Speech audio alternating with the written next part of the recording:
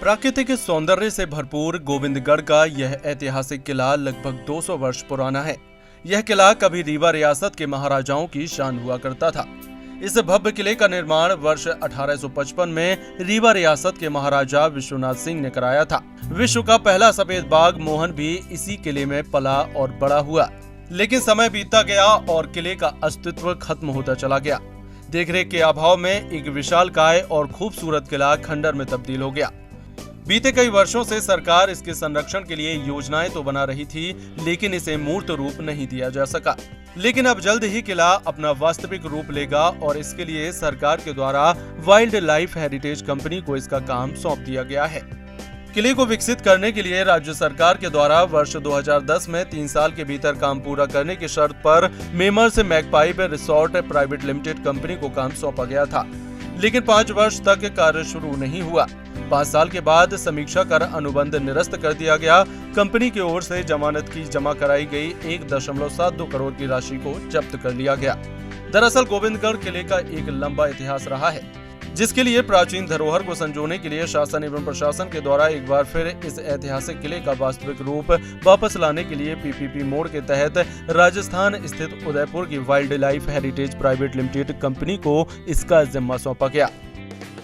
गोविंदगढ़ का किला लगभग 180 साल पुराना है, लेकिन कई खंडों में उसका निर्माण हुआ है और कई हिस्से काफ़ी ध्वस्त हो चुके हैं वहाँ पे। और अब सुनने में आया है कि कोई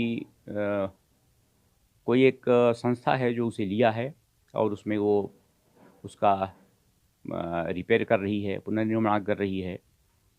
मंदिर वहाँ पे कंपनी उदयपुर की है जो उस किले को ले लिया है और उसको बना रही है, लेकिन आज ज़रूरत है कि जिस शैली में बना है उसकी शैली, उसका मूल जो स्ट्रक्चर है उसको ना बिगाड़ा जाए, उसी स्ट्रक्चर में उसका निर्माण हो ताकि उसकी प्राचीनता भी दिखे। यही बेहतर होगा और हम इसी तरह से उस आलीशान और बेशकीमती धरोहर को संजो के रख सकेंगे। कंपनी के द्वारा किले को दोबारा विकसित करने के लिए निर्माण कार्य की शुरुआत भी कर दी गई है एवं लगभग 100 करोड़ की लागत से 5 वर्ष बाद यह किला एक बार फिर अपना वास्तविक रूप लेकर तैयार हो जाएगा। गोविंदगढ़ किला को स्थानीय व विदेशी पर्यटकों को पसंद को ध्यान में रखते हुए विकसित कराया जा रहा है।